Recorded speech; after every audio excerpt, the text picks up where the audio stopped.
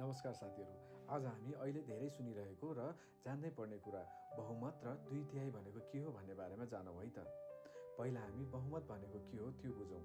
कुनै एउटा पार्टीले संसदमा आधाभन्दा बढी यानि कि कुल संसद सङ्ख्याको 50% भन्दा एकजना बढी सिट जित्छ भने त्यसलाई बहुमत भनिन्छ।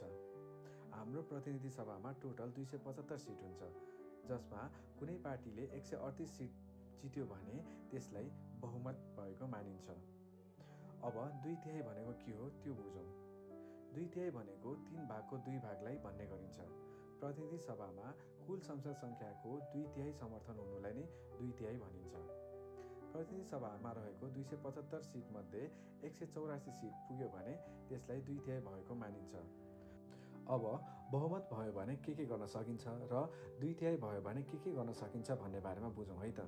यदि कुनै पार्टीले बहुमत ल्यायो भने सो पार्टीसँग सरकार बनाउने, नियम कानुन बनाउने, सामान्य विधेयक पास गर्ने, सङ्घीय बजेट पास गर्ने, सरकारको नीति तथा कार्यक्रम पारित गर्ने र प्रधानमन्त्री बनाउन र हटाउन पनि सक्ने अधिकार हुन्छ। अब 2/3 भयो भने के हुन सक्छ त त्यो बुझौँ है त।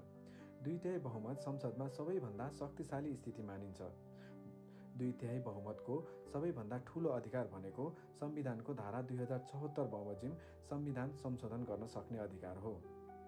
देशको सङ्घीय संरचना, प्रदेश सीमा जस्ता गम्भीर राष्ट्रिय निर्णय तथा अन्तर्राष्ट्रिय सन्धि सम्झौता देशको संरचना बदल्नका लागि 2/3 चाहिन्छ।